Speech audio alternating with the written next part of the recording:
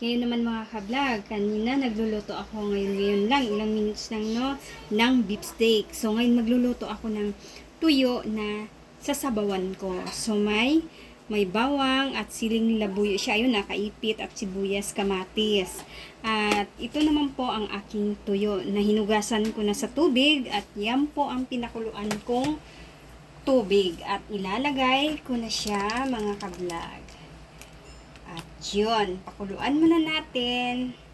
Hindi pa nyo na-try ito mga ka-vlog, magsabaw ng tuyo. So, ngayon, papakita ko sa inyo. Masarap siya. Masarap siya sa kanin pag nasabaw mo yung ano ng tuyo. Kasi na, sabawan. Never pa nyo ito na-try mga ka-vlog. So, try na. Ano lang ang ano nito. Dudis paabot ng sandok na maliit din doon. Pang ano lang, maliit na budget lang siya mga ka-vlog. At ito, ihalo natin, no. Ayan, hayaan lang natin siyang kumulo ng kumulo mga ka-vlog. At yun, lalagay natin ang ating tuyo. Pag kumulo na siya, at balikan natin mamaya mga ka-vlog.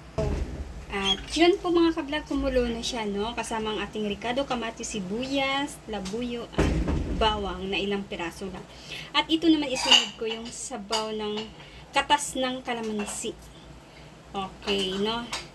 At ito ay maalis-alis yung lansa, diba? Kahit tuyo na siya, may lansa pa rin yon. At ito ilalagay na natin. Ayan. Mekos-mekos lang tayo.